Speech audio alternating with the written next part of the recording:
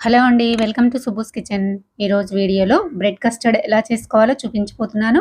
ఈజీగా, సింపుల్‌గా 10 నిమిషాల్లో రెడీ చేసుకోవచ్చు. టేస్ట్ అయితే సూపర్‌గా ఉంటుంది. ఇంట్లో అందరూ ఇష్టంగా తింటారు. తప్పకుండా మీరు కూడా ఇలా ఈ రెసిపీని ఒకసారి ట్రై చేయండి. ఎలా చేసుకోవాలో చూద్దాము. ముందైతే బ్రెడ్ పీసెస్‌ని 4 తీసుకున్నాను. వీటిని ఈ చుట్టూరు ఉన్న బ్రౌన్ కలర్ అంతా కట్ చేసేసుకుందాము. ఈ బ్రౌన్ పీసెస్‌ని పడేసుకోకుండా కొంచెం డ్రై అయిపోయిన తర్వాత మిక్సీలో పౌడర్ చేసేసుకొని స్టోర్ చేసుకున్నామంటే మనము ఏమన్నా రెసిపీస్‌లో వాడుకోవడానికి చాలా బాగుంటుంది. చూసారు కదా, ఈ విధంగా కట్ చేసుకున్న తర్వాత ఈ బ్రెడ్ పీసెస్‌ని స్క్వేర్ షేప్‌లోకి కట్ చేసుకుందాము. ఇప్పుడు ఈ బ్రెడ్‌ని ఇలా 4 ముక్కలుగా కట్ చేసుకున్నామంటే మనకి స్క్వేర్ షేప్ అనేది వచ్చేస్తుంది.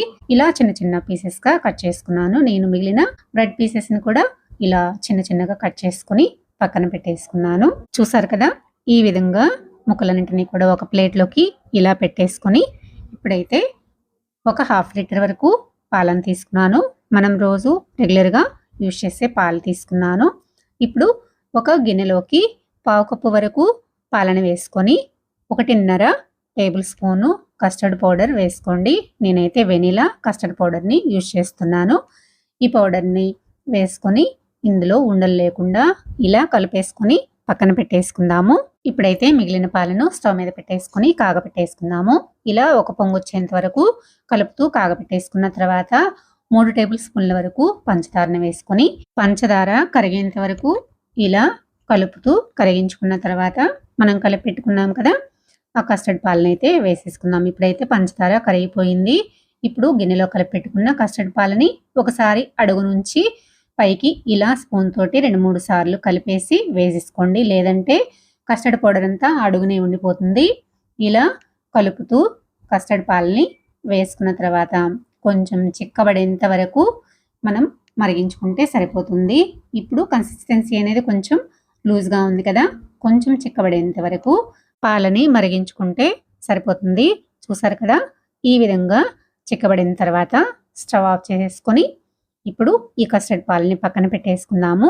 ఈలోపు మనము స్టవ్ పైన ఒక ప్యాన్ పెట్టేసుకొని 2 స్పూన్ల వరకు నెయ్యిని వేసేసుకొని నెయ్యి హీట్ అయిన తర్వాత మనం కట్ చేసి పెట్టుకున్న బ్రెడ్ పీసెస్ని ఇలా ఒక్కొక్కటిగా పెట్టేసేసి 2 వైపులా కూడా గోల్డెన్ బ్రౌన్ కలర్ వచ్చేంత వరకు ఫ్రై చేసుకోవాలి. చూసారు కదా, ఈ విధంగా పెట్టేసుకున్న తర్వాత మళ్ళీ పైన ఒక స్పూను నెయ్యిని వేసేసుకోండి. నెయ్యి లేకపోతే ఆయిల్ని కూడా వేసుకొని ఫ్రై చేసుకోండి. కానీ నెయ్యి వేసుకోవడం వల్ల టేస్ట్ అనేది చాలా బాగుంటుంది. చూసారు కదా, ఒకవైపు నుంచి రెండో వైపు కూడా టర్న్ చేసుకొని ఇలా గోల్డెన్ బ్రౌన్ కలర్ వచ్చేంత వరకు ఫ్రై చేసుకున్న తర్వాత వీటిని తీసి ఒక ప్లేట్లోకి పక్కన పెట్టేసుకుందాము. ఇలానే మిగిలిన పీసెస్ని కూడా ఫ్రై చేసుకొని పెట్టేసుకున్నాను. ఇప్పుడైతే ఒక సర్వింగ్ బౌల్ తీసుకొని అందులో మనం ఫ్రై చేసి పెట్టుకున్న బ్రెడ్ పీసెస్ని ఇలా వేసేసుకున్న తర్వాత మనం చేసుకున్న కస్టర్డ్ పాలని ఇలా బ్రెడ్ పీసెస్ మునిగేంత వరకు కస్టర్డ్ పాలని వేసుకున్న తర్వాత సన్నగా కట్ చేసి పెట్టుకున్న డ్రై ఫ్రూట్స్ని ఇలా వేసేసుకోండి. నేనైతే జీడిపప్పు, బాదం పీసెస్ని కట్ చేసుకొని వేసేసుకున్నాను. అవి వేసుకోవడం వల్ల మనం కస్టర్డ్ తినేటప్పుడు పంటికి తగులుతూ టేస్ట్ అనేది చాలా బాగుంటుంది. తర్వాత కూడా ఇదే ప్రాసెస్లో బ్రెడ్ స్లైసెస్ని పెట్టి కస్టర్డ్ పాలని వేసుకొని ఇలా 3 లేయర్లుగా వేసేసుకొని చేసేసుకున్నాను. ఇలా చేసుకుని డ్రై ఫ్రూట్స్ని వేసేసుకొని సర్వ్ చేసుకున్నామంటే టేస్ట్ అయితే సూపర్గా ఉంటుంది. రెసిపీ చేసుకోవడానికి కూడా ఎక్కువ టైం పట్టదు. 10 నిమిషాల్లో అయిపోతుంది.